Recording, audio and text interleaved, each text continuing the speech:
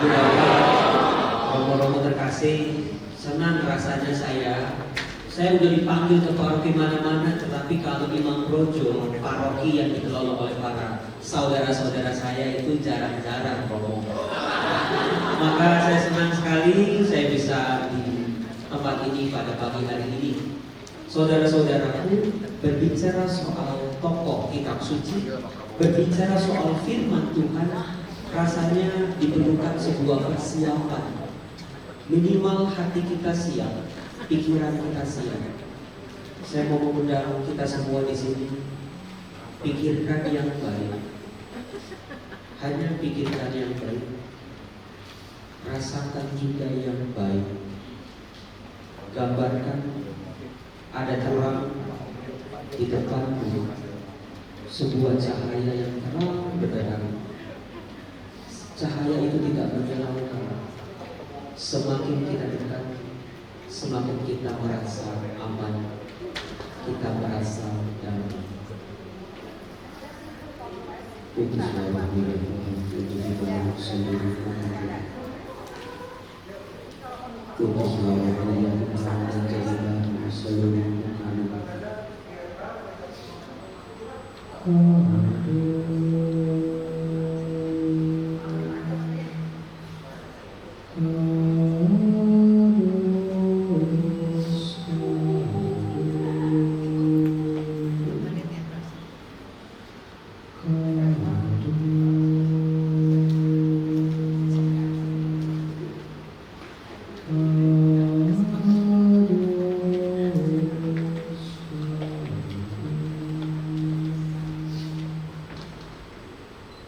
Tuhan, penuhilah ruang ini dengan hadirat Roh Kudus-Mu. Penuhilah setiap hati dan pikiran kami, anak-anak-Mu yang ini. Biarlah kuasa Allah boleh merasakan kami dalam nama Yesus. Dalam nama Yesus. Dalam nama Yesus. Amin. Baik, terima kasih sudah berdoa bersama-sama. Karena saya kalau mau berbicara soal firman Tuhan, saya harus siap dulu pikiran, hati, seluruh badan, dan saya butuh doa dari Anda. Tadi di awal saya menggali kekuatan kebaikan yang Anda pikirkan, yang Anda rasakan. Berbicara soal Nikodemus, tadi saya tanya Romo Widi, nyontek sedikit. Romo, paroki ini sudah 22 tahun berdiri, sudah menghasilkan imam-imam yang luar biasa. Bahkan di rumah saya di Seminari Tinggi Kusuma Padang Jakarta ada Frater Putra yang sekarang lagi pusing sama skripsi, lagi deg-degan mau topper, boleh lanjut topper atau tidak gitu ya. Saya tanya Romo Widi, Romo, siapa yang memilihkan nama Nikodemus untuk paroki ini? Saya pikirkan, dari perkembangan saya Romo, dari retret agung Romo atau apalah. Ternyata Romo Widi bilang dari aklamasi katanya tadi. Romo Widi menginginkan nama sebuah paroki ini yang ada di kitab suci, bukan yang santo-santa di luar kitab suci. Katanya cuma tinggal 3, bayangin coba. Kan kalau Maria pasti banyak paroki namanya paroki Santa Perawan Maria, banyak. Misalnya paroki Santo Yosef juga banyak. Cuma 3, Nikodemus, Timotius, dan Titus. Coba Anda cek, ada nggak paroki Titus? Nggak ada. Paroki Timotius juga nggak ada. Paroki Thomas Rasul ada, Matius Rasul ada, yang lain-lain ada, Marta ada, tetapi Timotius, Titus, dan Nikodemus. Tapi di antara 3 itu ternyata terpilihlah Nikodemus.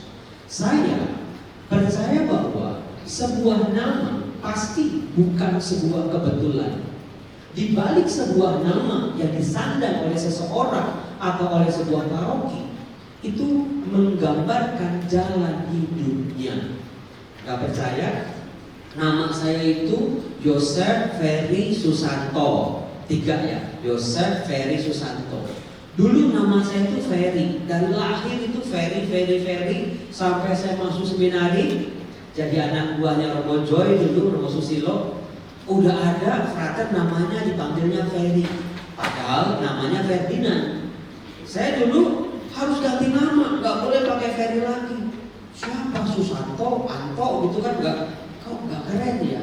Ya udah, saya pakai nama Yosef. Sebuah nama yang dulu saya nggak pernah kepikir, tapi ternyata ibu bapak, begitu saya ganti nama, ternyata nama Yosef ini jauh lebih hoki. Yosef dari bahasa Ibrani Yashaf, artinya yang ditambahkan, berkat-berkat yang ditambah, terus bertambah. Cocok. Dari tahun ke tahun berkat saya tambah lagi.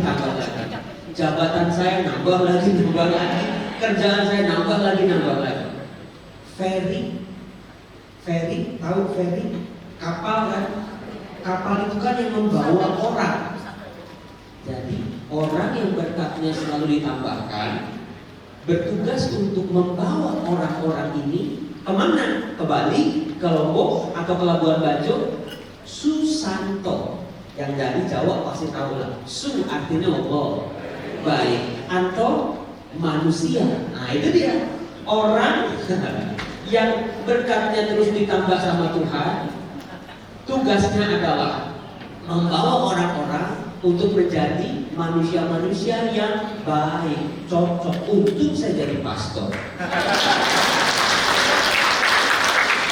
Di situ saya baru ngerti, oh iya ya, kenapa jalan hidup saya kayak begini? Karena dari sebuah nama, Yosef Ferry Susanto. Nah, bagaimana dengan Nikodemus? Siapa yang tahu arti nama Nikodemus? Jangan-jangan cuma bangga doang. Nikodemus, tahu nggak arti nama Nikodemus? Berasal dari bahasa Yunani. Ini saya bawa dua teman saya, boneka Rumah Teguh Suryo. Percayalah, baru Anda umat paroki Nikodemus yang saya kasih di buah ini. Karena itu baru jadi kemarin. Saya bikin ratusan. Arti nama Nikodemus adalah umat yang mengalami kemenangan. Itu Nikodemus. Nah, pertanyaannya, menang dari apa? Menang dari siapa? Oh, kita saat ini di Indonesia ini ya nggak lagi perang kok. Apakah perang sama sebelah? Pasti tidak. Karena iman Kristiani yang ditawarkan oleh Yesus Kristus adalah iman persaudaraan. Kita tidak sudah berperang, tetapi umat yang menang menjadi dirinya sendiri. Berbicara soal Nikodemus, kita bisa berkata bahwa Nikodemus adalah pribadi yang selesai pada dirinya sendiri. Anda pasti sering mendengar kalimat ini, orang yang selesai pada dirinya sendiri.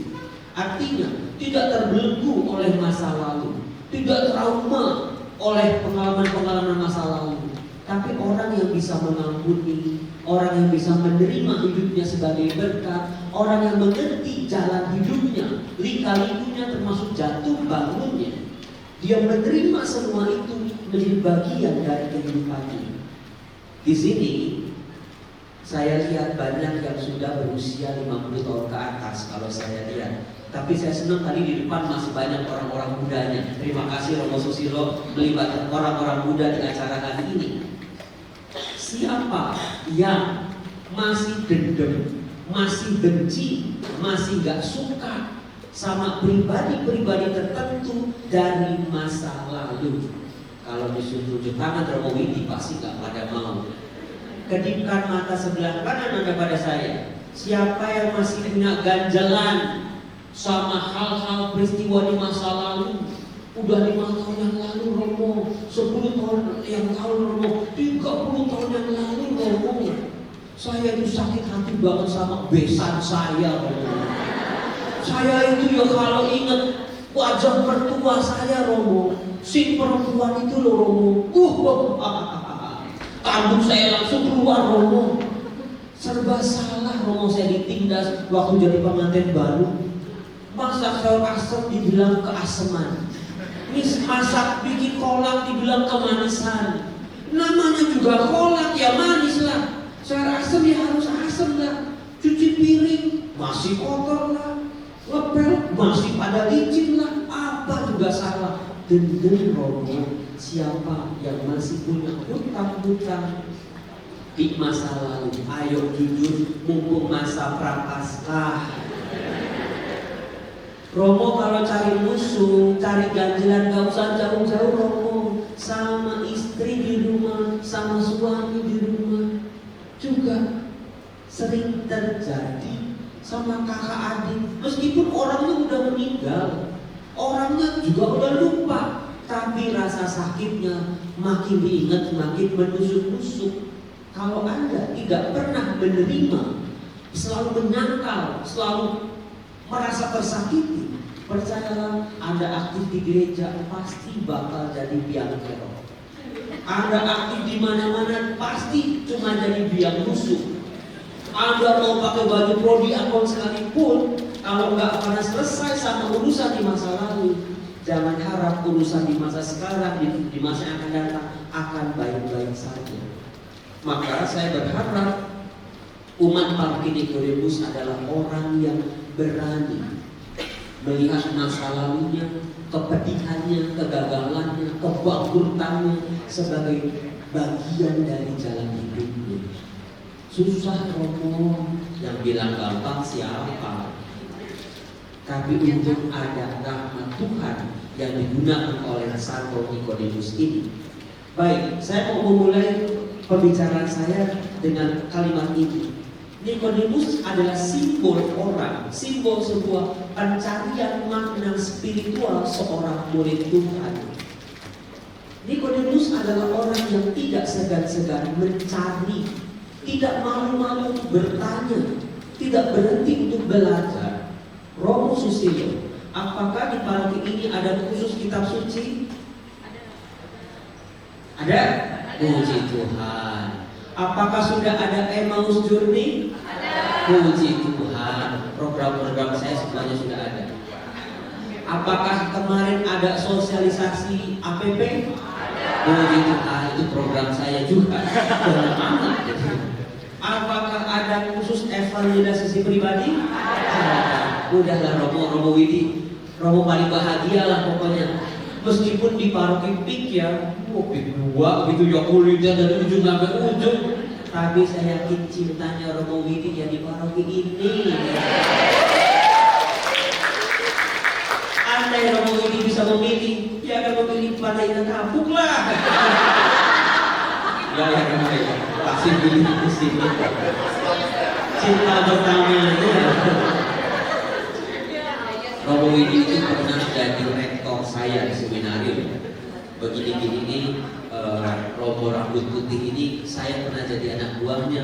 Romo Susilo juga pernah saya jadi anak buahnya. Romo Harilio doang yang belum pernah.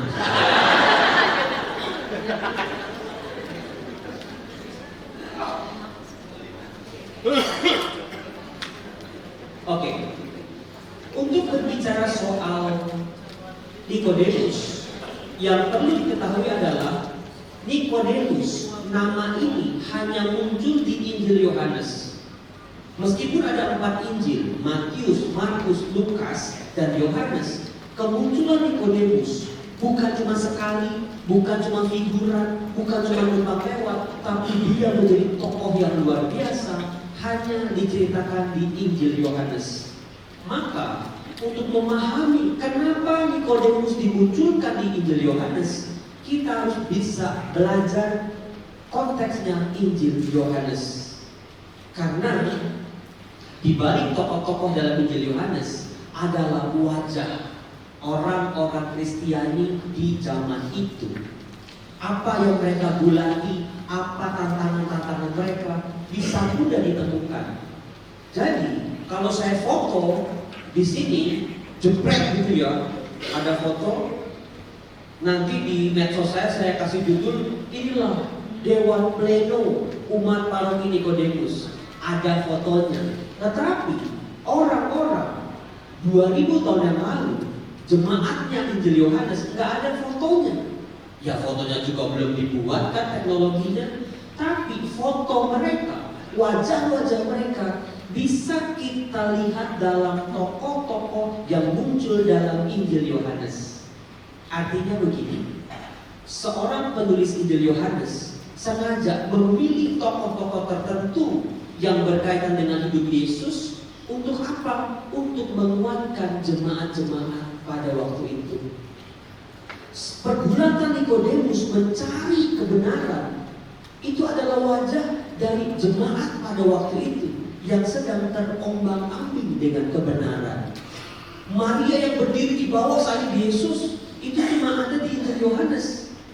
Itu adalah cerminan dari jemaat pada waktu itu yang mencoba buat tegar, percaya sampai akhir, meskipun salib harus dipikul dan lain sebagainya. Yang bisa saya katakan adalah jemaatnya Injil Yohanes adalah jemaat yang sedang teraniaya. Oleh siapa? Dalam hal apa mereka teraniaya? Sekitar tahun 120 setelah Yesus lahir, jemaat Kristen sudah banyak berkembang, sudah mulai punya bentuk, sudah mulai punya wajah, sudah mulai dikenal oleh orang banyak. Tetapi jemaat Yohanes ini, mereka sudah mulai terusir dari keluarga-keluarga Yahudi mereka. Mereka sudah diusir dari sinagoga-sinagoga. Karena perlu diketahui, jemaat Kristen mula-mula adalah orang-orang Yahudi. Mereka percaya pada iman Abraham, Ishak, Yakub, dan seluruh keturunannya. Maka ketika mereka percaya pada Yesus Kristus yang bangkit, awalnya mereka masih beribadah di sinagoga. Mereka bagian dari orang-orang Yahudi, berdoanya di sinagoga. Tapi di zaman Yohanes ini, mereka sudah mulai terusir. Kamu beda, kamu tuh sekte lain, kamu tuh sempalan. Kus sana, cari kelompokmu sendiri. Gak jarang mereka di dalam keluarga-keluarga Yahudi mereka juga ada kalanya diusir, bahkan dianiaya. Tidak sedikit yang dibunuh. Saya gak boleh ngomong itu tak boleh, karena ini katanya masuk itu harus dibunuh kata-kata itu. Lalu oleh orang-orang di luar Yahudi, mereka juga belum diterima. Jadi jemaat ini bingung, mau ke Yahudi udah diusir, mau jadi kelompok sendiri juga belum dikenal, belum diterima secara umum. Mereka terombang-ambing oleh ajaran sesat. Ajaran sesat yang seperti apa? Yang bisa saya katakan adalah ajaran gnosisisme yang di tahun 2000-an mulai naik lagi ini.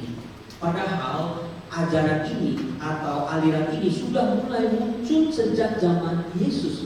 Sejak zaman Injil Yohanes pun ada aliran namanya gnosisisme, bahwa semua manusia, alam semesta bisa dipahami hanya dengan pikiran manusia. Gak ada itu Tuhan, gak ada itu yang ilahi, dewa-dewa itu gak ada. Tapi hidup adalah sebuah cara manusia berpikir.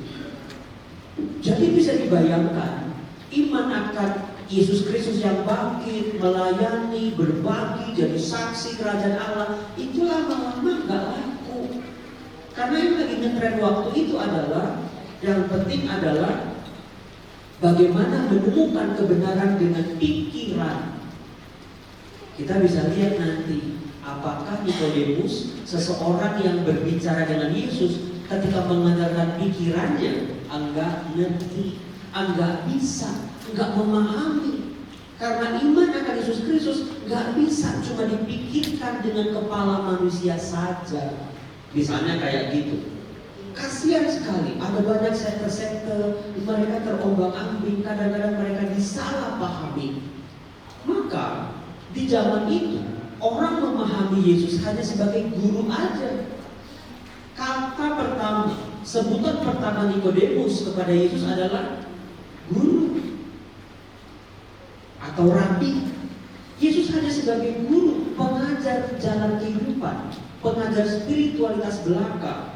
Maka ajaran Yesus pun hanya sekedar kesalehan, bagaimana manusia harus hidup baik, Bagaimana manusia jangan jahat sama tetangga, bagaimana murid ibu-ibu jangan julid, bagaimana bapak-bapak jangan selingkuh, bagaimana anak harus patuh sama orang tuanya. Waktu itu ajaran Yesus hanya dipahami hanya sebatas itu saja. Bagaimana manusia harus hidup baik, selesai, titik. Padahal yang diajarkan oleh Tuhan Yesus tidak berhenti sampai di situ saja. Itu konteksnya ibu bapak. Klik. Nah, maka saya kasih trik kepada Anda semua, bisa dipraktekkan nanti di rumah untuk yang muda ataupun yang sudah senior. Injil Yohanes disusun pada saat iman gereja sedang diuji oleh aneka macam pencobaan hidup.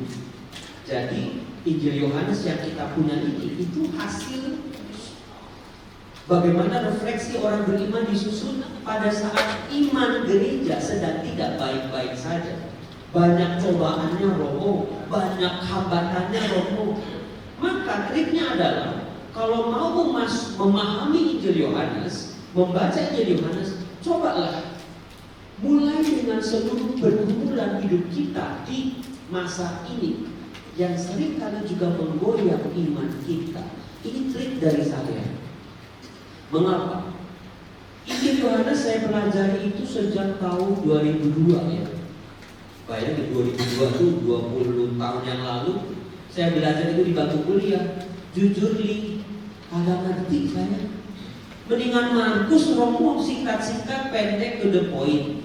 Mendingan Lukas romo ada kisah tentang Maria. Mendingan Matius romo jelas romo ada perumpamaan kerajaan Allah. Lah kalau Yohanes coba kita bolak-balik, kalau nggak percaya ya coba lihat ini. Nah, ini ngomong tentang Nikodemus loh. Kitab suci ini dari saya kuliah sebuah bukti di bagian ini memang sulit sekali saya pahami. Bolak-balik ratusan kali kagak ngertos. Bener-bener susah banget. Jangankan Nikodemus nggak ngerti memahami Yesus, kita pun pembacanya setengah mati. Saya baca berkali-kali sampai copot sendiri. Dia protol ini, saking susahnya. Nah, waktu itu saya juga belajar Injil Yohanes waktu saya kuliah di Roma. Itu apalagi dalam bahasa Indonesia aja nggak ngerti. Saya harus belajarnya dalam bahasa Yunani, tambah nggak ngerti lagi. Belajarnya pengantar dalam bahasa Itali, tambah pusing lagi. Makanya itu copot-copot kayak begitu. Ketika hidup saya masih baik-baik saja, terlebih ketika keluarga saya masih utuh, papa masih ada, kakak-kakak masih lengkap, adik-adik masih pada sehat, susah saya membaca Injil Yohanes, apalagi memahaminya. Tapi ketika mulai tahun 2012, ketika hidup seorang Romo Yosef masih di luar negeri, terombang-ambing dengan penyakit demi penyakit, kematian demi kematian, saya nggak ngerti dengan jalan hidup saya. Gimana saya mau ngerti? Habis papa meninggal, setahun kemudian si kakak saya yang pertama meninggal. Habis itu kok kakak saya yang kedua meninggal di jarak yang bersamaan, di umur yang hampir sama semuanya. Terus juga ketika saya juga harus digulati oleh penyakit yang sama dengan kakak-kakak saya ini, jujur saya nggak ngerti jalan hidup saya. Tuhan mau apa? Kenapa kok begini? Romo Susilo sehat-sehat aja, Romo ini sampai rambutnya memutih dia masih dengan punya senyum. Tapi kenapa saya waktu usia 40 saya harus terkena penyakit? Kakak saya meninggal di usia 40, kakak saya kedua usia 40, lalu saya pun nyaris mengalami nasib yang sama dengan mereka. Pertanyaannya adalah apa? Tuhan, memang saya nggak layak Tuhan di hadapanmu, tapi nggak begini juga jalan hidupnya Tuhan. Apakah saya nggak pantas buat bahagia? Apakah saya nggak pantas untuk jadi anakmu Tuhan? Kenapa jalan hidup saya beda sama romo-romo lain? Romo-romo lain bisa ajak orang tuanya ke Eropa, bisa ajak kakak adiknya makan di restoran. Kenapa saya nggak bisa? karena mereka udah lebih dulu mendahului saya. Dan itu saya lalui ketika saya 10 tahun tinggal di luar negeri, lagi belajar kitab suci. Saat saya nggak ngerti dengan hidup saya, saat saya jadi fase-fase saya banyak bertanya sama Tuhan, lebih tepatnya banyak protes ini. Kenapa Tuhan? Tunjukin Tuhan, kok begini, kok begitu? Justru di situ saya jadi lebih ngerti tentang Injil Yohanes. Jadi siapa sih yang nggak pernah nangis tentang kehidupannya? Siapa yang nggak pernah menyesal dalam hidupnya? Siapa yang selalu sukses terus dalam hidupnya? Siapa yang nggak pernah tertutup malu dengan kehidupannya? Romo, jangan gitu dong Romo. Sekarang aja begitu Romo. Kelit pinjol lah, kelit pinjaman ini dan itulah, biaya kuliah anak lah, biaya ini dan itulah. Kadang-kadang kita nggak ngerti. Kalau kita orang jahat ya, hidup kita buta sampai kayak begitu, oke lah, dihukum sama Tuhan nih. Tapi bagaimana ketika seorang imam yang mencoba belajar buat setia, ketika seorang bapak yang mau setia pada perkawinannya, jujur dalam pekerjaannya, kok cobaannya kok banyak banget ya Bapak? Ketika seorang pelayan umat, prodiakon, ketua WK, apapun itu, mungkin dianya nggak bermasalah, anaknya yang bermasalah, betul? Narkoba lah, dapat pacar dari yang lain merek lah, wah segala macam lah tantangannya, betul nggak? Ini saya cuma lagi bawain curhatan Anda aja ini. Betul banget, Romo tahu aja. Karena itulah hidup kita. Justru situasi-situasi yang tidak mudah untuk kita pahami menjadi pintu masuk kita memahami Injil Yohanes, memahami Nikodemus. Tuhan punya cara dalam kehidupan yang terkelam sekalipun, Tuhan punya cara. Maka waktu itu saya pelajari betul-betul Injil Yohanes. Buat saya hari ini, setelah saya mencoba untuk memahami Injil Yohanes dengan penderitaan saya, dengan ketidakmampuan saya memahami jalan hidup saya, justru sekarang kalau Anda tanya Injil mana yang paling favorit dari Romo Yosef, Injil Yohanes. Karena buat saya memang Injil ini luar biasa kok. Tokoh-tokoh yang muncul dalam Injil Yohanes itu pilihan semua. Gak ada yang kaleng-kaleng. Mulai dari misalnya Maria di Kana misalnya kan, apakah Anda sadar Maria di perkawinan di Kana tidak disebut namanya, hanya disebut ibunya. Ibu Yesus hadir di situ. Ibu, mau apakah engkau daripadaku, waktuku belum tiba. Lalu ibunya berkata kepada para pelayan, apa dikatakan kepadamu, perbuatlah itu. Terjadilah mukjizat di Kana yang di Galilea itu. Tapi apakah Anda sadar Maria muncul di awal Injil Yohanes dan Maria muncul lagi di akhir Injil Yohanes. Yohanes bab 19. Di bawah salib Yesus berdiri ibunya, Maria Magdalena, Maria istri Kleopas, dan murid terkasih di sampingnya. Apa Anda nggak penasaran? Maria Magdalena aja namanya disebut, Maria istri Kleopas aja disebut namanya. Kenapa ibu Yesus tidak disebut namanya? Baru sadar ya Romo. Emang susah buat Injil Yohanes sebut Maria gitu? Kan Injil Lukas juga sebut Maria kok, Matius juga sebut Maria. Kenapa Injil Yohanes tidak menyebut nama Maria? Jadi di sini saudara-saudara, di situ saya sadar betul pasti tokoh-tokoh dalam kitab suci, terutama Injil Yohanes, itu bukan sekedar laporan seperti Anda buka TikTok, buka Instagram, tapi di balik tokoh-tokoh ini ada wajah kita. Klik. Nah, membaca Injil Yohanes yang terdiri dari berbab-bab paling panjang, gagasannya juga banyak sekali, kata-katanya juga cukup berbeda dengan Injil Sinoptik. Saya ajarkan dua cara. Yang pertama adalah metode karakterisasi, yang kedua metode 3 cara melihat teks. Yang pertama, klik. Ini meskipun panjang tapi gampang sebetulnya. Kalau Anda buka kitab suci Injil Yohanes, cobalah Anda Anda fokus pada tokoh-tokoh di dalamnya. Gak usah tokohnya Yesus atau Allah Bapa, itu gak usah. Pakai tokoh-tokoh yang memang ada di sekitar Tuhan Yesus.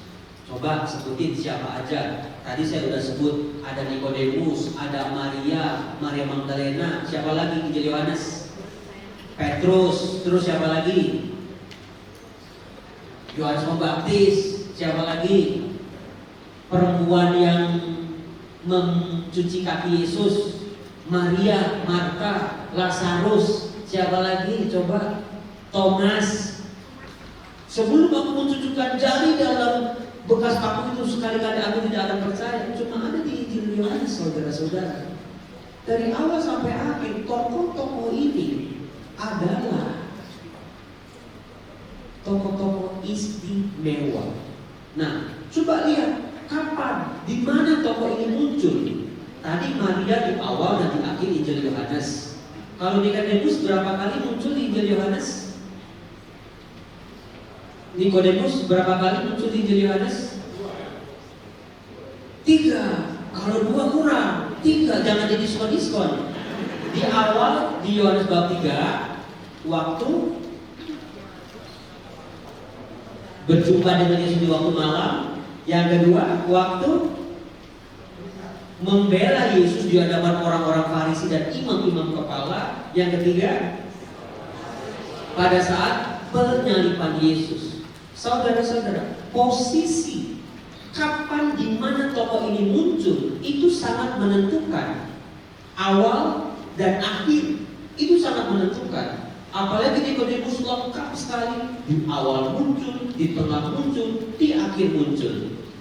Kemudian bagaimana tokoh ini disebut, diperkenalkan oleh para penginjil ini? Misalnya Nikodemus, dikatakan dia seorang Farisi. Anda kalau mendengar nama Farisi, pasti langsung, ini pasti orang munaroh, betul nggak?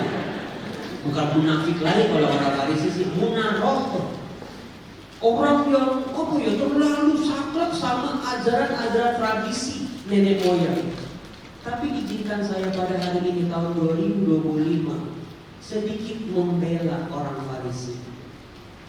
Minimal Anda harus tahu kenapa muncul orang-orang seperti ini. Ingat enggak? Waktu orang-orang Israel di perjanjian lama dibuang ke Babel, itu 500 tahun sebelum Yesus lahir. Mereka dibuang ke Babel karena apa? Karena tidak taat pada Allah, karena tidak taat terhadap hukum-hukum Allah. Maka di pembuangan itu, orang-orang Israel di pembuangan, mereka berpikir, kenapa kita mau dihukum? Karena nggak taat. Terus kalau kita mau pulih gimana? Yuk kita taat yuk. Maka disinilah cikal bakal munculnya orang-orang seperti orang-orang Farisi. Mereka takut banget kalau sampai nggak taat. Karena kalau nggak taat nanti dihukum lagi. Dan Anda semua sudah tahu dosa-dosa yang besar dimulai dari dosa-dosa yang kecil. Maka ada lagunya tuh, mulanya biasa saja, kita saling mencinta. Ya, semua dosa, perselingkuhan kayak dosa nepotisme, dosa korupsi, semuanya mulai dari kecil-kecil kan.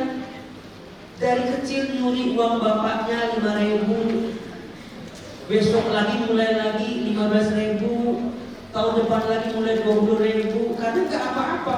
5.000 juga gak diapain, 15.000 gak ketahuan. Terus begitu-begitu. Dosa-dosa yang kecil kalau dibiarkan lama-lama jadi yang besar. Nah, orang-orang Farisi adalah produk dari zaman itu. Hati-hati ya, jangan sampai peraturan ini kita langgar sedikit saja gak boleh. Maka mereka terobsesi sama itu. Sebetulnya tujuannya baik.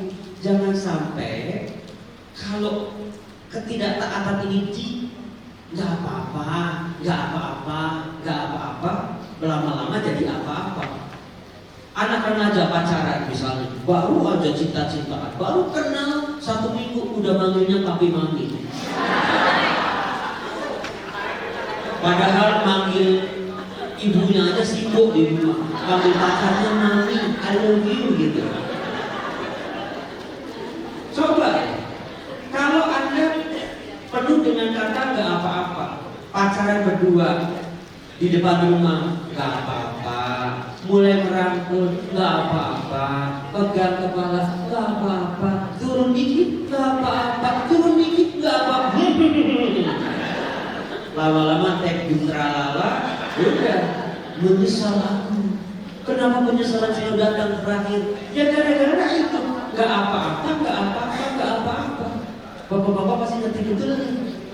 Godaannya pokoknya itu aja kalau perselingkuhan. Kalau udah mulai nggak apa-apa itu setan udah lagi memasuki pikiran kita. Yang lagi bisik-bisik itu sebenarnya setan. Seringkali yang ngomong ya teman sendiri atau kenalan sendiri. Bekerja, nggak apa-apa, nggak apa-apa. Itulah orang-orang Farisi. Di zaman Yesus, mereka jadi kelompok yang dihormati. Karena apa? Karena berhasil membuat peraturan-peraturan itu masih dipegang teguh. Itu konteksnya. Itulah Nikodemus, orang Farisi, orang yang mau taat pada hukum dan peraturan. Memang dalam prakteknya kadang-kadang kebablasan. Saking mau, sekiannya, saking traumanya. Jangan sampai nanti kalau nggak taat dihukum lagi, dibuang lagi, hancur lagi nanti. Itu konteksnya. Kemudian, bagaimana relasi tokoh itu dengan Tuhan Yesus? Coba deh, Anda nanti baca di rumah bagaimana Nikodemus, dia yang berinisiatif untuk datang pada Yesus. Luar biasa loh itu. Orang-orang Nikodemus harus punya inisiatif. Jangan tunggu dikomando sama pastornya, disuruh sama pastornya. Harus juga punya berinisiatif untuk apa? Untuk semakin dekat mencari Tuhan. Itu sisi positif dari Nikodemus. Kemudian bagaimana Yesus menyapa Nikodemus dengan sapaan, engkau guru, engkau pengajar orang Yahudi. Masakah engkau tidak mengerti dengan apa yang aku katakan? Bagaimana Nikodemus menyapa Yesus dengan tadi saya sebut guru. Tapi apakah Anda lihat di awal buat Nikodemus Yesus itu sebagai guru. Tetapi kalau Anda lihat ya di akhir ketika Nikodemus membawa 30 kati. 30 kati itu berapa? 50 kati pintar. Saya cuma mancing doang. 50 kati itu 30 kilo maksudnya. 50 kati rempah-rempah. Itu jumlah segitu tuh gede ya, banyak ya, rempah-rempah itu 30 kilo tuh banyak. Apakah Anda paham? Kalau cuma sekedar guru, nggak mungkin di rempah-rempah sebanyak itu. Apalagi Nikodemus dengan Yusuf Arimatea mencarikan makam yang masih kosong, belum pernah dipakai. Lalu juga meminta Pilatus untuk menurunkan jenazah Yesus di kain kafan, di makam yang baru dengan dikasih rempah-rempah 30 kilo. Itu ada sebuah transformasi. Di momen itu Nikodemus melihat Yesus bukan lagi sebagai seorang guru, tetapi sebagai seorang raja. Hanya pemakaman orang-orang kaya, para bangsawan, para raja yang rempah-rempahnya sampai sebanyak itu. Hanya raja, hanya bangsawan yang ditempatkan di sebuah makam yang masih kosong. Karena orang Yahudi waktu itu memakamkan secara ada gua, dimasukin bareng-bareng. Buat Nikodemus, Yesus guru yang aku percaya, bukan sekedar guru, dia tidak layak kalau cuma dimakamkan secara biasa, karena dia raja. Jadi kita lihat di sini bagaimana Nikodemus pun berproses memahami Yesus dan mengenal Yesus. Yang kelima, bagaimana tokoh itu bertransformasi di bagian akhir. Sebagai informasi, dari semua tokoh-tokoh yang tadi saya sebutkan, itu hampir semuanya bertransformasi. Saya sebut hampir semua, berarti nggak semua dong. Siapa tokoh yang tidak bertransformasi? atau gagal bertransformasi dalam Injil Yohanes? Yudas Iskariot, pintar Romo Susilo, umat orang Kristen. Yudas bukannya gak bisa bertransformasi, tapi dia menolak untuk bertransformasi. Dia gak mau bertransformasi. Padahal Yesus dulunya, Petrus aja diampuni kok, Petrus aja dirangkul kembali sama Yesus kok. Buat Yesus mengampuni Yudas itu mudah, tapi orang ini memang tidak mau bertransformasi.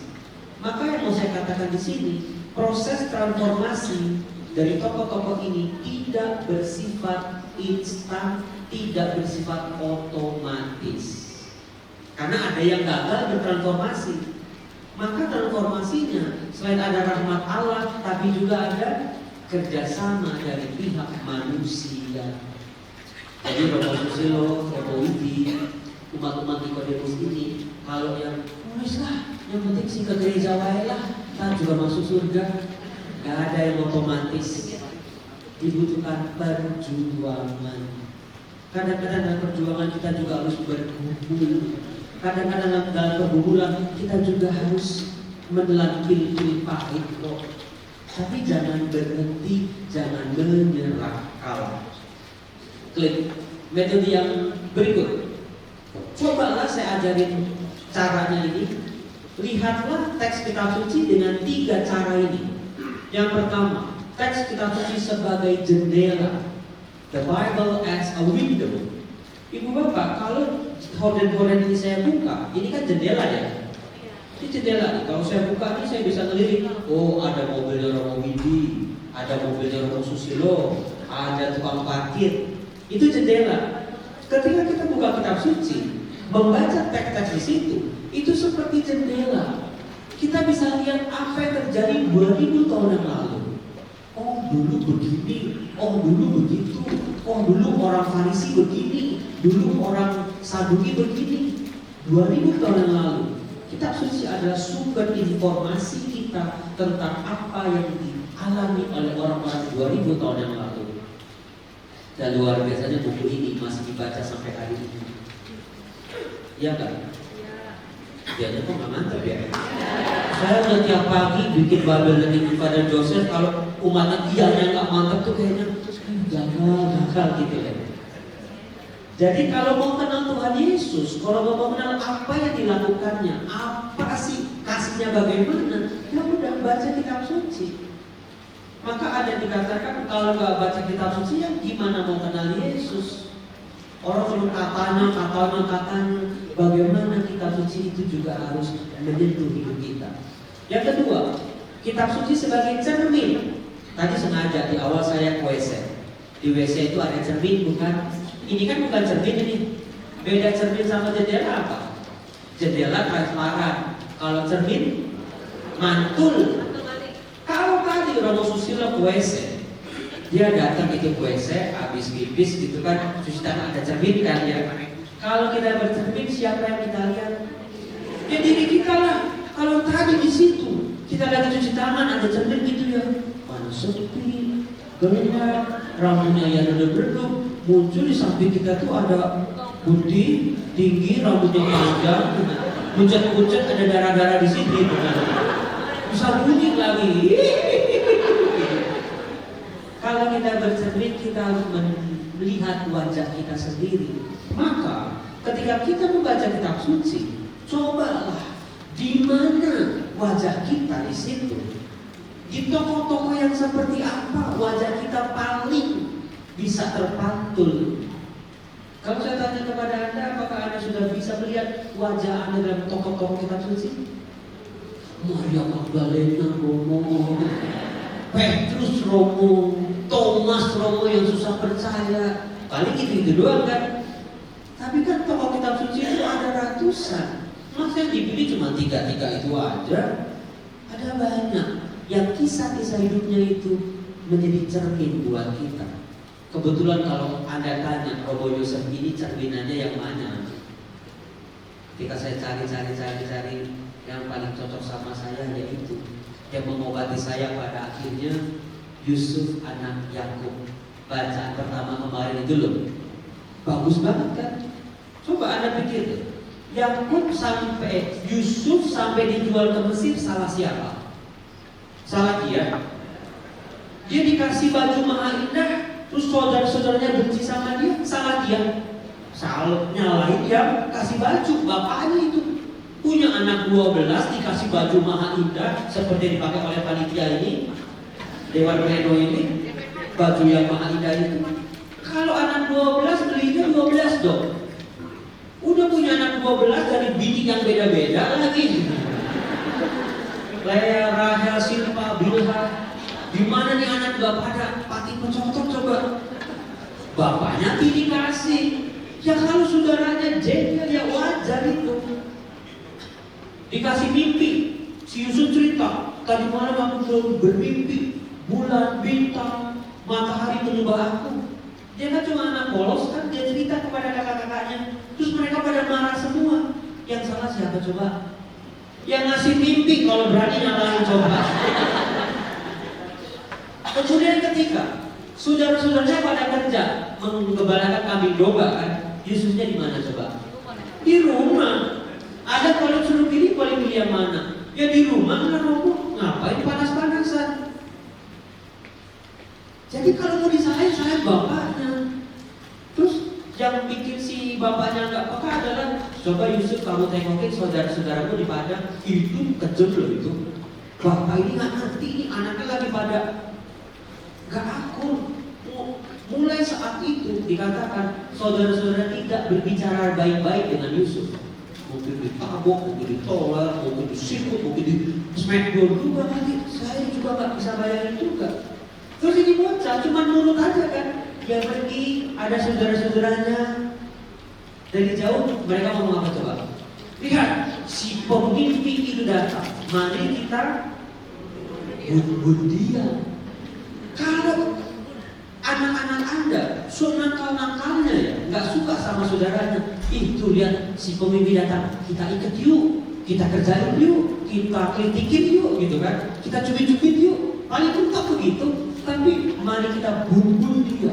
Itu sakitnya tuh di sini, di dalam hati. Kalau saudara-saudaranya mau nyanyi dangdut kayak gitu tuh, perlakuan orang tua membuat anak-anak jadi saling membenci. Terus akhirnya Yusuf dijual ke Mesir. Ya pokoknya lika-likunya panjang banget. Yang salah siapa? Yusuf? Pasti bukan. Yusuf dijual ke Mesir, baju mahal indahnya diambil, harga dirinya diambil, dia diikat pakai rantai, ditarik-tarik. Kira-kira bisa bayangin apa yang dia omongin waktu ditarik-tarik itu ke Mesir? Bapak, Pak, Bapak, Pak, tolong Pak. Begitu kan? Tapi kemana bapaknya? Bapaknya kan tahunya kan juga maidahnya. Lihat, anakmu sudah dimakan binatang buas. Maka Yakub tidak mencari Yusuf. Yang di sono, oh bapakku nggak nyariin aku ya. Mana bapakku? Sakit loh itu. Luka oleh keluarga. Ada banyak lika-liku keluarga yang menyakitkan hati sebetulnya. Dalam kasus saya adalah yang kematian anggota-anggota keluarga saya. Mana mereka kok pada pergi semua? Saya nggak ngerti. Tapi meskipun Yusuf dia nggak bawa apa-apa ke Mesir, tapi dia bawa imannya pada Tuhan. Itu yang membuat saya sadar Tuhan boleh ambil semua yang ada pada saya, tapi jangan ambil rasa percaya saya kepadamu ya Tuhan. Di situ saya akhirnya oke, saya jalani, saya terima semua masa lalunya. Nah itu bagaimana dengan Anda? Apakah Nikodemus juga cerminan salah satu dari Anda? Orang yang dia lambat dalam memahami, dia lambat dalam beriman, prosesnya lama, dia beda sama yang lain-lain. Di awal relasinya sama Yesus lebih banyak ngertinya daripada ngertinya. Dengerin khotbah Romo Susilo, antumnya aja gampang. Ubur-ubur ikan lele. Itu dia ngerti, tapi ketika Romo Susilo jelasin berseri pasang, kok gak ngerti ya? Mungkin kita seperti itu, seperti Nikodemus. Di awal-awal Romo gak ngerti, jadi baptis cuma baptis dong, namanya Timotius, namanya siapa gitu nama baptisnya. Tapi disuruh menjelaskan, disuruh ngerti apa yang diajarkan Yesus sulit. Mungkin seperti itu. Nah yang terakhir, Alkitab sebagai peta. Tadi saya ke paroki ini waktu paroki ini masih gedung gereja yang lama. Itu pun sama teman-teman waktu ada pertemuan Unio romo-romo ke Aceh. Artinya terlalu nekat kalau saya cuman ya udah jalan asal jalan aja deh. Maka saya pakai Google Map. Tinggal klik dari depan rumah Cempaka Putih, klik, oh ternyata 1 jam 15 menit. Tinggal ikutin aja bukan? Masuk tol, ambil kiri, belok kanan, masuk tol gitu. Tinggal ikutin aja. Itulah Alkitab sebagai peta, petunjuk jalan. Tadi pagi belum ada sarapan di seminari. Keluar tol ada soto Kudus. Bener gak? Kayaknya enak ya kalau makan pagi-pagi soto Kudus bukan? Tiba-tiba saya belok, katanya ngomong apa? Lanjut.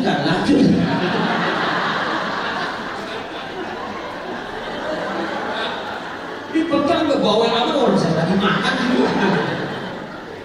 Demikian juga dengan Alkitab, ketika kita berhenti, ketika kita salah ambil jalan, salah ambil keputusan, Alkitab menjadi sebuah dorongan buat kita, ayo balik ke jalan yang harusnya kamu lalui.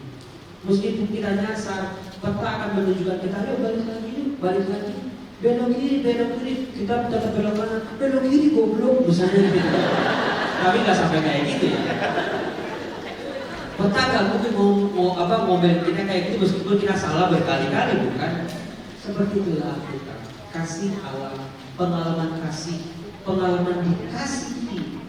Saya ketika baca Nikodemus, saya baca dengan pengalaman hidup saya semakin sadar gini.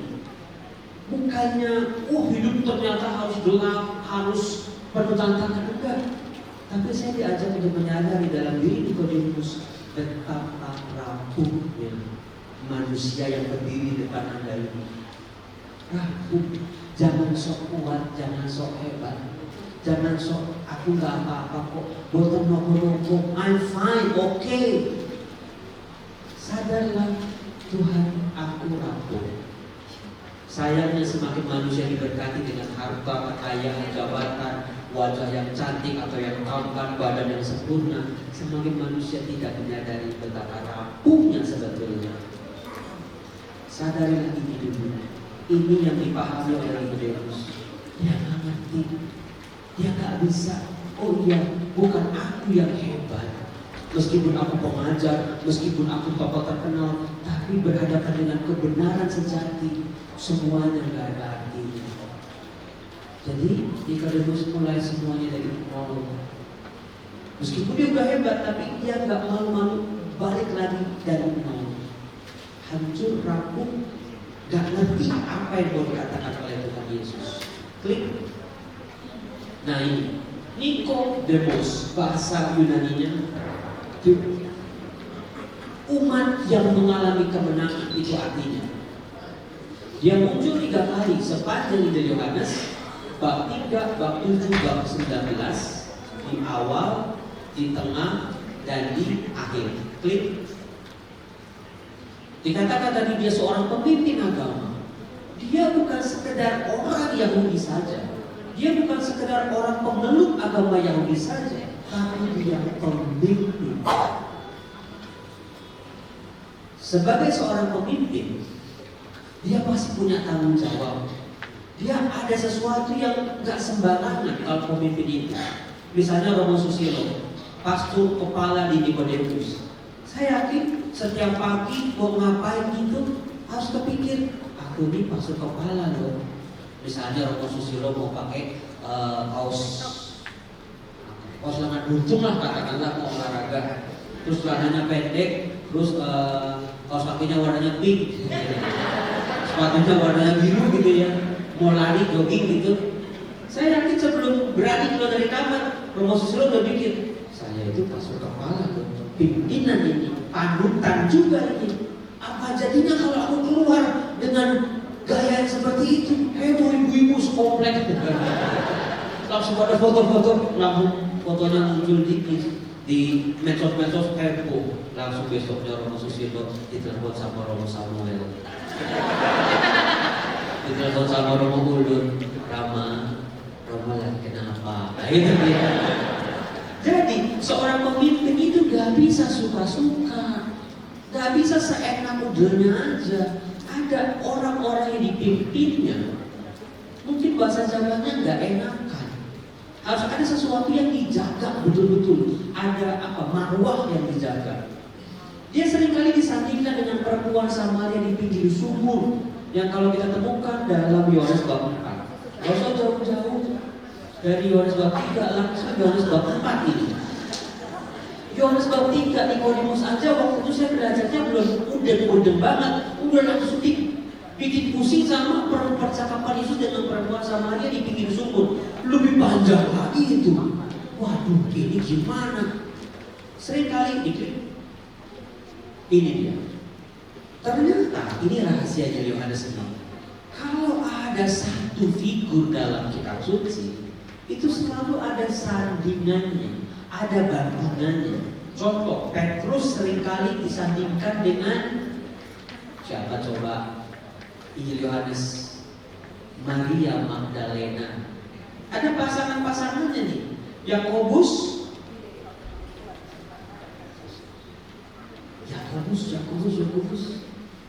dengan saudaranya.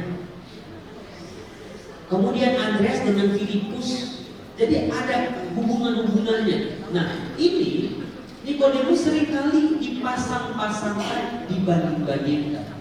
Inilah ide dari lagu dangdut. Ngomong ini dibanding-bandingkan, saing-saing oh pasti kalah. Itu mungkin derita Nikodemus. Aku baru aja berelasi sama Tuhan Yesus. Kenapa aku kok dibanding-bandingkan sebagai pribadi yang lebih buruk, lebih gagal daripada seorang perempuan? Karena apa?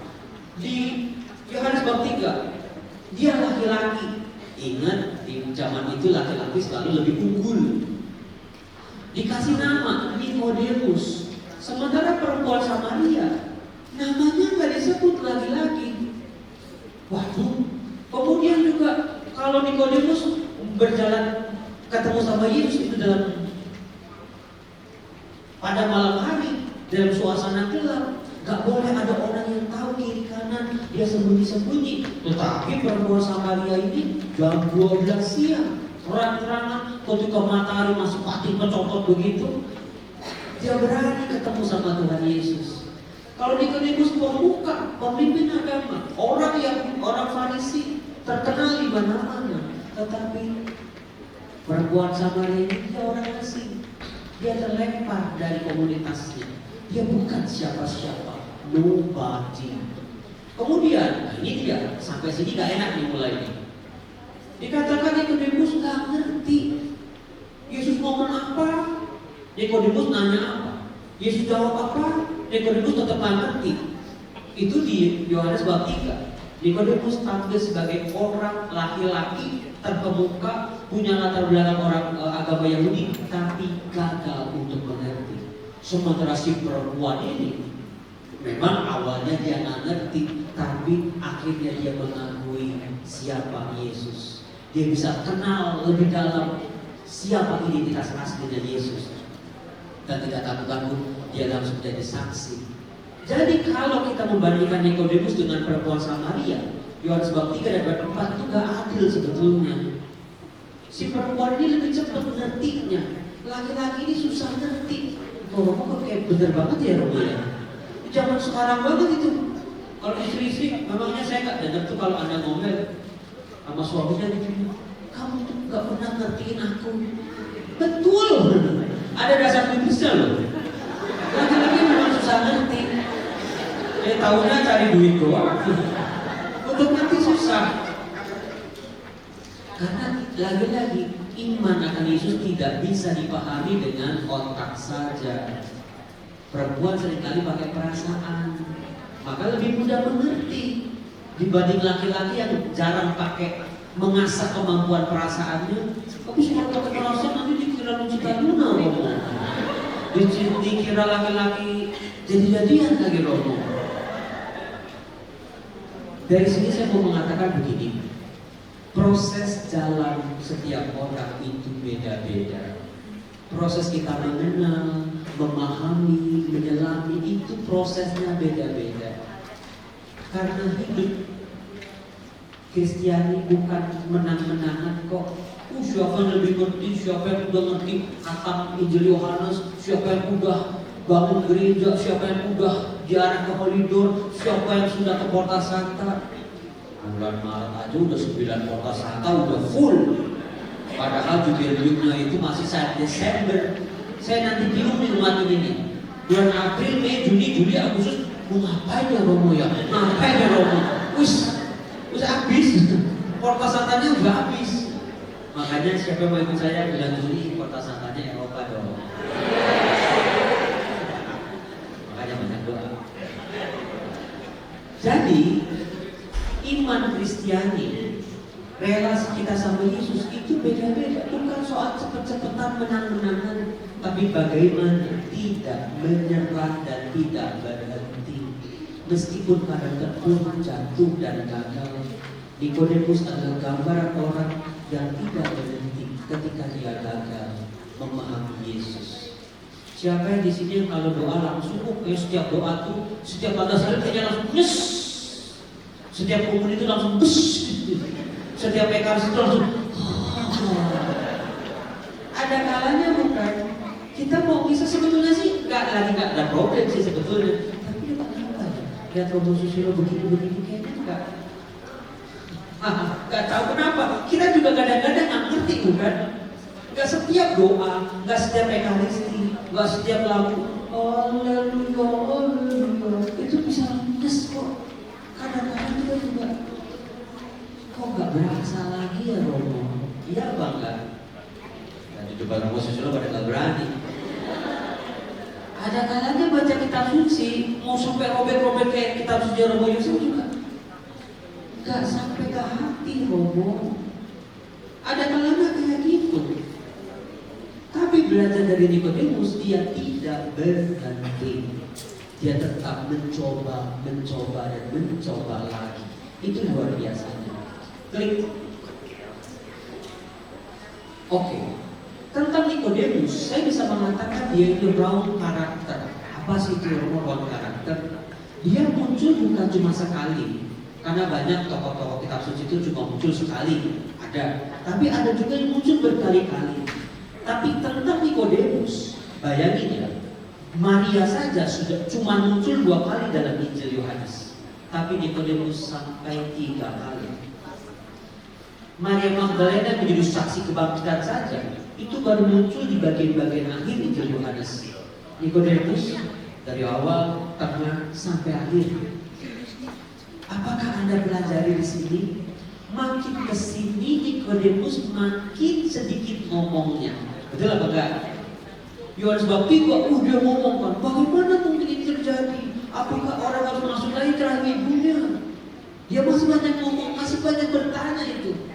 Mungkin awal perjalanan relasi kita dengan Allah, dengan Yesus ini. Ketika nanti di Yohanes bab berikutnya, dia ngomong, tapi langsung berhenti. Dia ngomong cuma 1 kalimat, terus berhenti. Tapi nanti di bagian akhir dia udah nggak ngomong sama sekali. Maka di sini bagi orang-orang yang banyak ngomongnya kayak Romo Yosef, mungkin dia baru bocil-bocil masih awal-awal, masih sering bertanya, masih sering kritis, masih sering nyala-nyalain, masih sering macam-macam lah. Mungkin itu masih awalan. Tapi belajar dari Nikodemus, makin lama dia diem. Tapi dia bukan cuma pasif, dia lebih dalam sebuah tindakan yang nyata. Itu yang luar biasa yang saya pelajari. Mungkin itulah kenapa makin tua makin banyak diem. Siapa sih makin tua makin cerewet? Coba kecuali orang ya capek, ngomong juga capek, jalan aja capek, apalagi ngomel. Maka manusia itu makin berumur, makin benar. Kalau orang udah benar, sampai ke spiritual yang dalam, dia udah gak lagi banyak ngomong. Misalnya Romo Widi gitu ya, lihat rambut putihnya aja orang langsung amin haleluya misalnya. baru Romo Susilo, baru saudara-saudara, udah gitu. Jadi dia bukannya cuek bebek, bukannya nggak ngapa-ngapain, tapi lihat diamnya Nikodemus. Dia tidak lagi cuman beriman dengan kata-kata, cuman beriman dengan apakah masuk akal atau tidak, tapi dia lakukan. Di akhirnya Yohanes dia menjadi saksi di situ. Klik lagi. Nah, coba kita gali. Ketika di Yohanes bab 3, menarik sekali. Kalau mata kuliah, ini mata kuliah tema Yesus dengan Nikodemus ini berat-berat semua ya. Tema kerajaan Allah, tema kelahiran kembali, tema tentang hidup kekal, itu berat-berat itu. Mendingankan ada orang buta cuma disuruh orang-orang lumpuh tangannya, angkat tanganmu, mudah dimengerti. Tapi dialog antara Yesus dengan Nikodemus itu berat-berat isinya, makanya susah untuk dipahami. Dikatakan, Rabi, kami tahu, penting ini, kami tahu. Manusia tahu dengan apanya? Dengan kepalanya, dengan otaknya. Ketika iman misteri Yesus Kristus cuma dipahami masuk akal atau tidak, gak bisa. Itulah gnosis. Anak-anak sekarang, aku agnostik misalnya. Itu kalau sesuatu yang gak masuk akal aku gak percaya. Kalau sesuatu masuk akal baru aku percaya. Tapi sayangnya kan hidup ini gak cuma sekedar itu saja. Ada banyak hal-hal yang tidak masuk akal. Jadi kalau cuma di sini, Nikodemus bilang, kami tahu bahwa engkau datang sebagai guru yang diutus Allah. Sebagai di sini, Nikodemus hanya melihat Yesus sebagai guru yang mengajarkan jalan-jalan Allah. Sebab tidak ada seorang pun yang dapat mengadakan tanda-tanda yang kau adakan itu jika Allah tidak menyertai dia. Ini baru Yohanes bab 3. Sebelumnya ada peristiwa apa Ibu Bapak? Inilah tanda yang pertama yang dibuat Yesus di Galilea. Hanya ada 7 tanda dalam Injil Yohanes. Ada 7 mukjizat dalam Injil Yohanes. Dan itu Nikodemus tahu. Gak mungkin orang bisa menenangkan badai. Gak mungkin orang bisa melipat gandakan 5 roti 2 ikan. Gak mungkin orang bisa membangkitkan orang mati kalau dia tidak berasal dari Allah. Tapi semua yang dilakukan oleh Yesus hanya dipahami dengan isi kepalanya saja. Maka gak heran Nikodemus gak ngerti. Misalnya gini, Ibu Bapak, saya bikin rumah Teduh Suryo ya. Masa Prapaskah tahun lalu, saya cuma Prapaskah itu soal pertobatan, soal dosa-dosa manusia disadari. Tapi setelah saya punya anak-anak, sekarang ada 25 anak-anak di rumah Teduh Suryo, sakit kanker, sakit jantung, saya baru ngerti bukan dengan kepala lagi, tapi lebih dari itu. Ada seorang anak namanya Arjuna, 11 tahun, dari Jawa Timur. Dia kena Down syndrome. Down syndrome tahu ya? Yang ya pokoknya nggak utuh lah. Terus udah kena Down syndrome, kena kanker. Kankernya kanker langka juga. Tapi belum selesai sampai situ.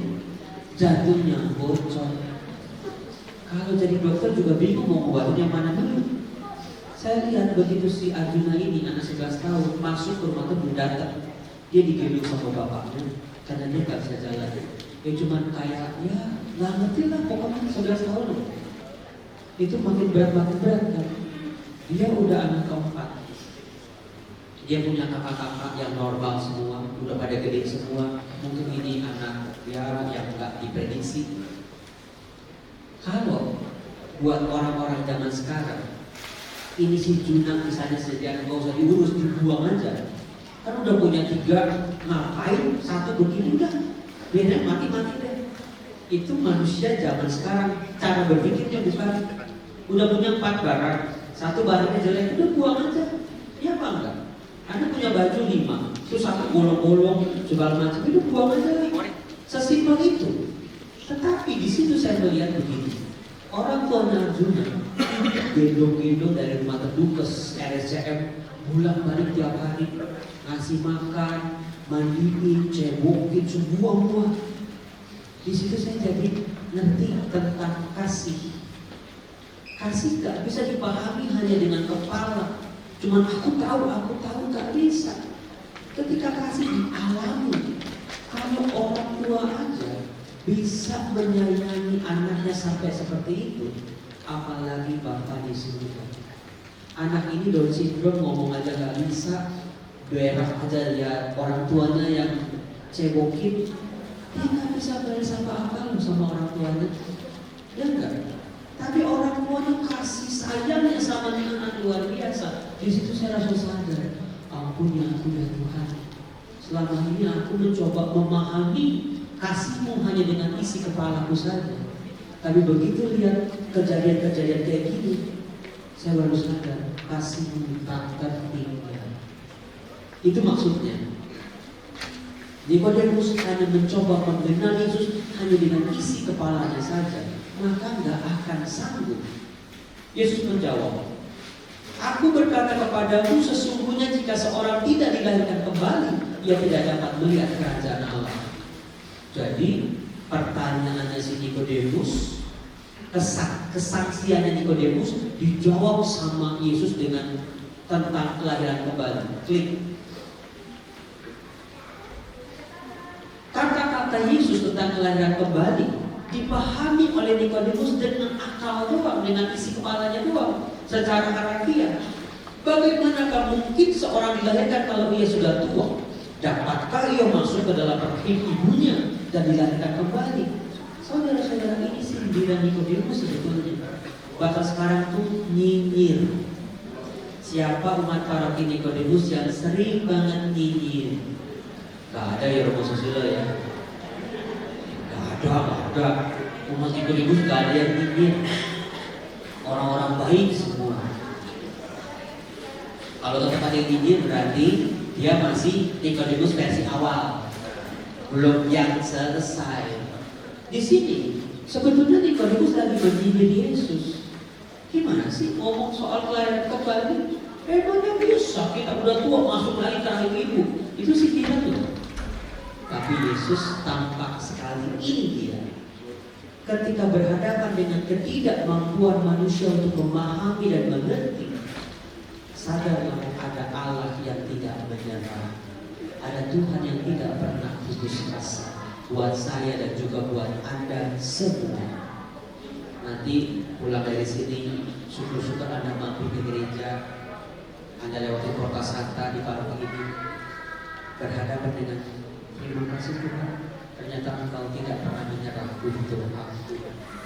Yang hari ini dengan rendah hati aku mengakui, Romo, saya punya ngaku Romo, pengakuan saya telah 1 tahun yang lalu Romo, saya percaya sama anak Romo, saya itu gak melayani suami Romo. Menyesal Romo, dikasih absolusi, minggu depan, gitu lagi. Makanya ada lagu dangdutnya bukan? Jatuh bangun aku mencintaimu. Sebetulnya lagu dangdut itu semuanya dasarnya kita fisik kok. Anda gak sadar aja itu. Kalau Tuhan tahu umatnya lagi ngaku dosa, minggu depan 3 hari lagi bikin dosa lagi, Tuhan mah tahu. Bener Tuhan tahu. Tapi Tuhan itu dengan belas kasihnya. Kalau kamu bertobat hari ini, aku ampuni kok. Masalah kamu nanti jatuh lagi, gak apa-apa. Pengampunan itu tidak akan habis buatmu. Cuman kan kebaikan Allah itu cuma dimanfaatkan untuk keenakan manusia aja. Teruslah harus ngaku dosa, tahun depan juga ngaku dosa lagi. Ngapain ngaku dosa, repot banget ngantri. Allah kan maha rahim, nanti aja kalau aku udah ngik gitu. Kemarin saya baru dari RSCM, ada orang namanya Pak Ade Morris, minta saya perminyakan. Begitu datang ternyata belum dibaptis. Yaudah saya baptis darurat. Kita baptis sudah gitu kan. Saya baptis.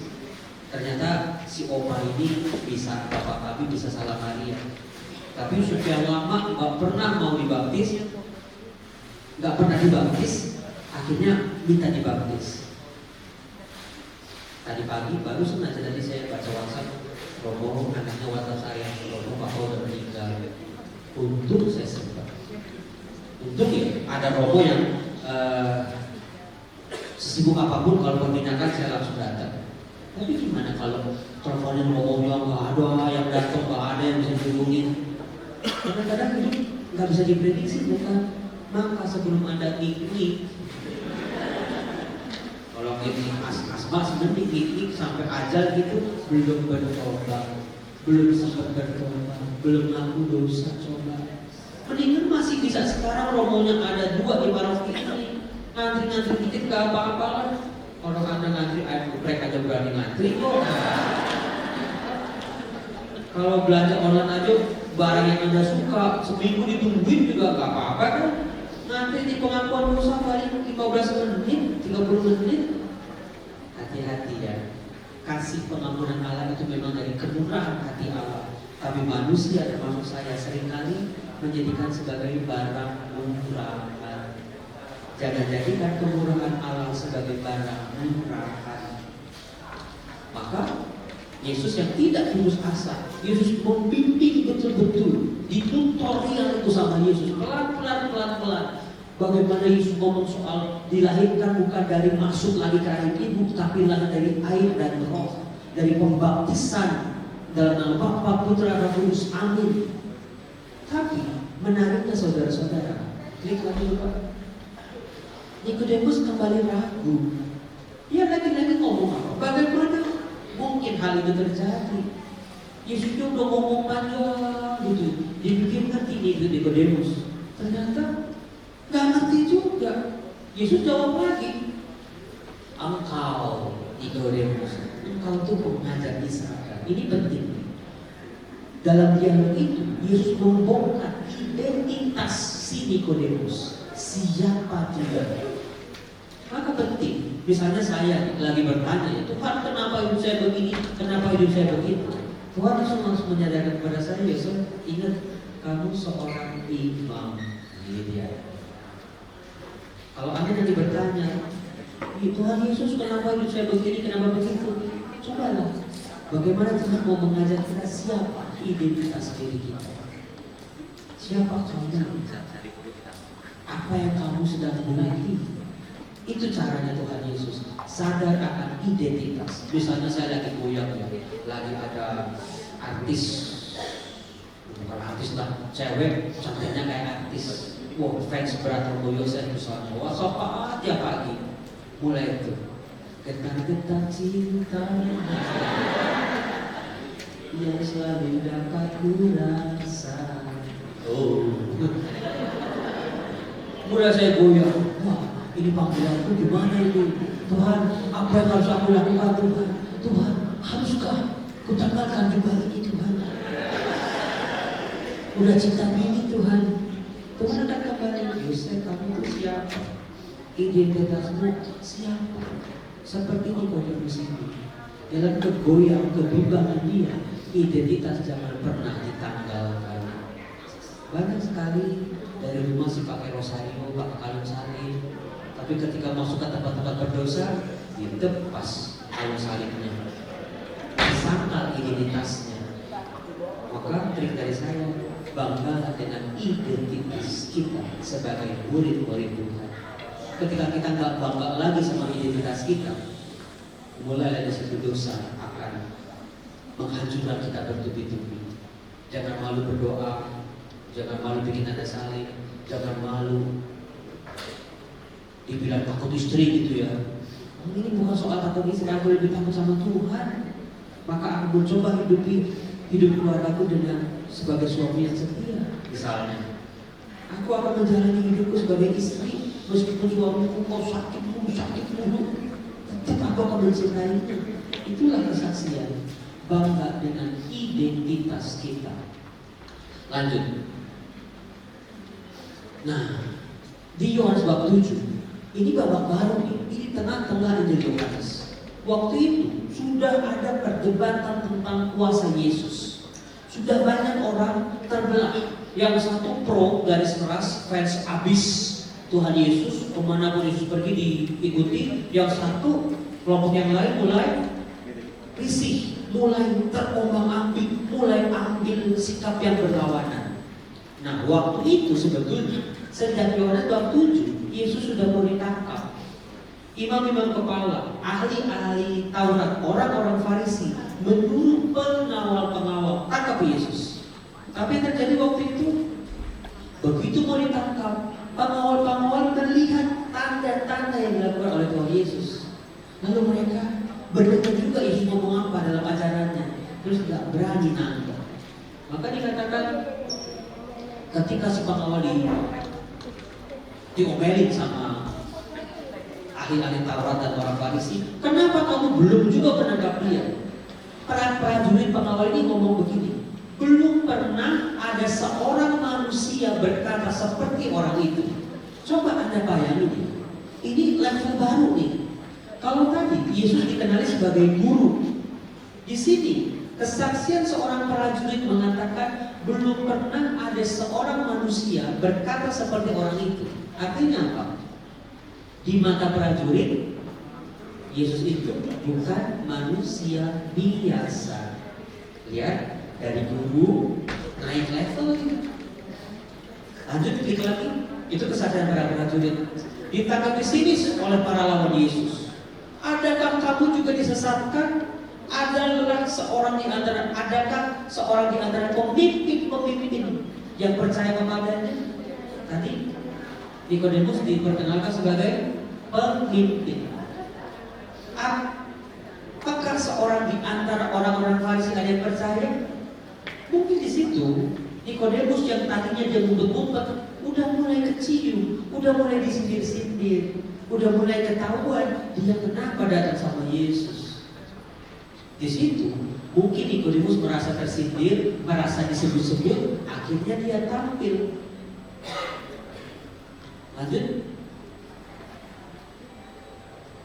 dia mengatakan, adakah Nikodemus waktu itu mencoba untuk membela Yesus dengan landasannya hukum Taurat? Apakah menurut hukum Taurat kita orang bisa diadili sebelum dia didengarkan? Itu di Taurat ada tertulis. Nikodemus, seorang Farisi, pemimpin agama Yahudi, mencoba membela Yesus dengan cara hukum Taurat. Itu benar sebetulnya, tapi dia disindir. Adakah kau juga orang Galilea? Selidikilah kitab suci dan engkau akan tahu bahwa tidak ada nabi yang datang dari Galilea. Di situ ternyata kalau kata kue dia kayak brownies, belum benar-benar matang, maka jadinya bantet. Imannya udah mulai berani terang-terangan disindir. Apakah ada pemimpin-pemimpin atau orang-orang Farisi percaya kepada dia? Dia tersindir, dia berani tuh. Dia coba bela Yesus, tapi begitu diskakmat, dia mundur. Belum jadi. Jadi dibandingkan dengan perempuan Samaria, prosesnya Nikodemus lebih panjang. Nah, klik lagi. Ada satu yang baru saya pahami ketika saya melihat gambar ini. Saya pikir tadi ini Romawi ya. Ternyata setelah digedein tadi itu Nikodemus. Meskipun Yohanes bab 19 ayat 25 sampai 27 hanya mengatakan di bawah salib Yesus berdiri ibunya, Maria Magdalena, Maria Kleopas dan murid terkasih. Ternyata bisa dibayangkan Nikodemus bersama Yusuf Arimatea juga hadir di situ. Tapi dia tidak disebut. Coba kalau panitia Paskah udah kerja di bagian dulu, ketika Romo Susilo mengucapkan terima kasih, namanya gak disebut. Wah, langsung tersayat-sayat. Percuma. Aku kapok, gak mau lagi. Yang kerja aku, yang batin ulang aku, yang repot aku, yang disebut bahwa yang itu, yang cuma muncul di rapat terakhir doang. Istrinya Kleopas kan cuma muncul di saat terakhir doang kan. Tapi Yusuf Arimatea Nikodemus sudah untung tuh. Maka umat Nikodemus ojo untung betul gak tuh? Ojo untung. Catat Romo Susilo. Kalau ada yang untuk colek aja, dapat salam dari Nikodemus gitu. Karena Nikodemus dia nggak penting namanya disebut atau enggak, di bawah salib Yesus kita bisa bayangin dia ada di situ. Di sepanjang jalan salib Yesus dia ada di situ. Dia tungguin begitu Yesus wafat, langsung dia melakukan tindakan di situ. Secara terang-terangan dia menampilkan dirinya sebagai murid Tuhan, gak lagi takut-takut. Itulah orang yang selesai dengan masa lalunya.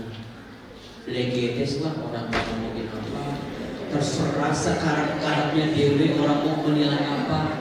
Sing penting aku sama Gusti Yesus, sing ngertos dan tahu aku mau bikin apa.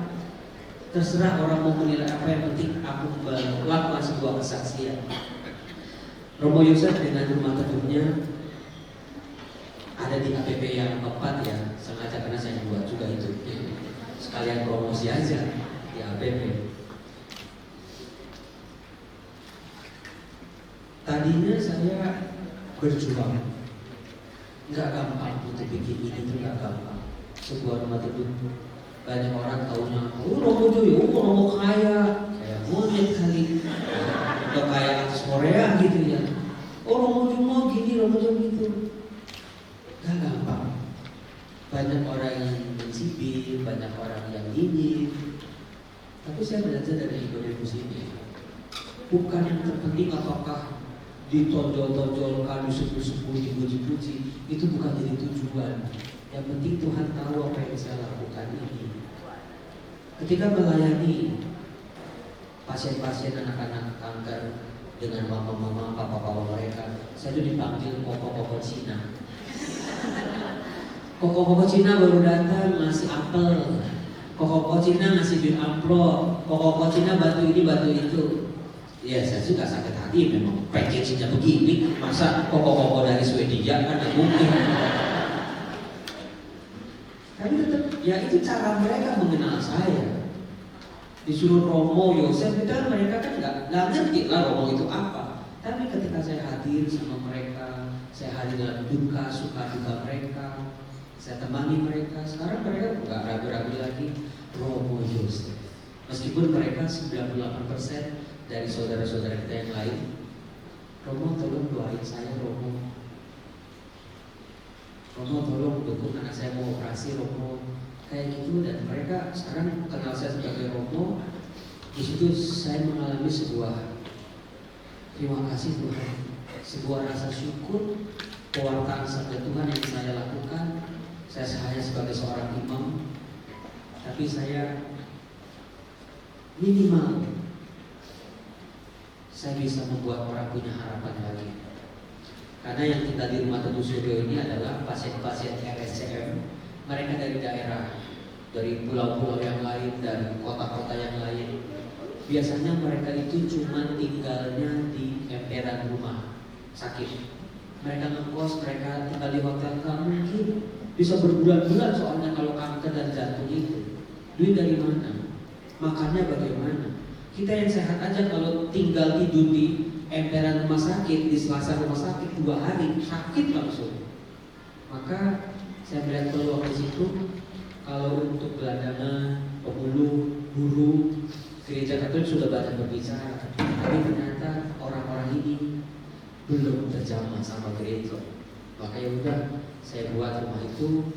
Sekarang puji Tuhan, ya jadi gerakan.